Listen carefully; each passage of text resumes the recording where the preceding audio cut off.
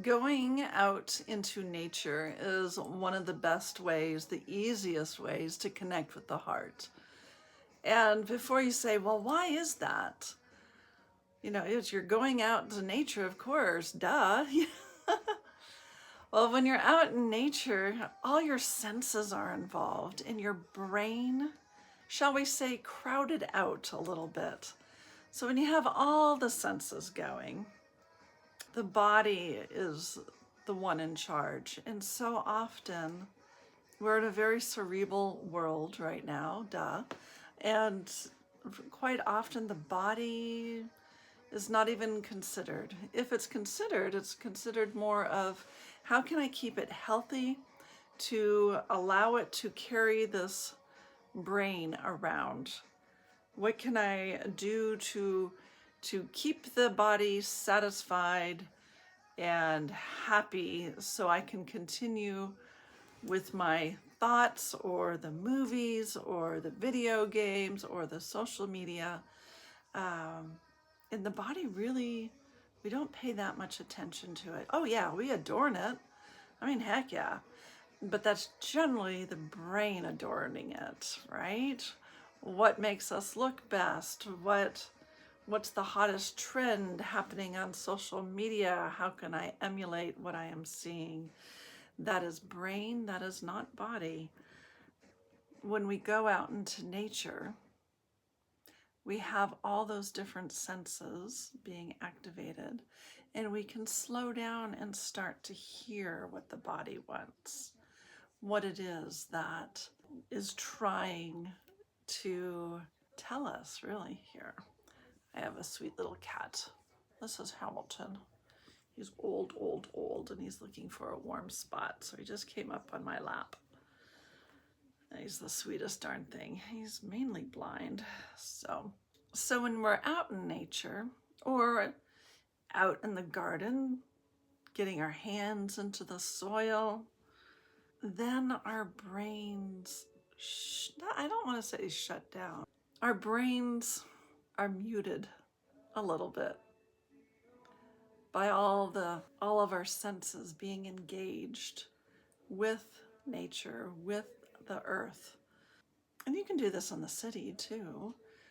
Tend to your plants, sit in the sunlight without earbuds in, listen to the sounds of the world happening around you. Tune in the sounds of the birds over the sounds of the cars. It is possible. So being in nature helps us recenter, where we can ask the body, what is it that you really want? If you're out in nature taking a hike, more than likely it might be water. Water is an excellent thing. We as humans have a tendency not to drink enough water. And hydrating, getting the electrolytes in and all that good stuff, is going to become more and more important as we go through this next phase of time. And so listening, learning how to deeply listen to our body.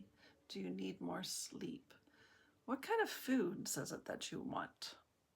That your body wants? Your mind will tell you. Your mind will tell you so many different things. And most of us, obviously, eat more than what our body actually needs. Or maybe it's the wrong type of thing that our body needs. And let's clarify that. Wrong on one day could be right the next day. If we're paying attention to what our body wants, our body has a deeper understanding. So maybe one day it wants a whole crap ton of broccoli, but maybe on another day it wants a donut. There very well might be something that our body needs that we don't have a clue about. Or maybe it's something that our brain is working through and our body knows that giving it something, if it's a piece of chocolate or whatever, a vegetable soup, that it will help the brain work through it. So we have to be mindful of that too, but asking the body, What is it that we want? Maybe investigate why we have 3 meals a day. Where'd that come from? I think it's come pretty full circle where people now catch on that it was a advertising ploy to say breakfast is the most important meal of the day. For some people it is. Not everybody. Everybody's different. Be mindful of that. Everybody is different. Our systems are different.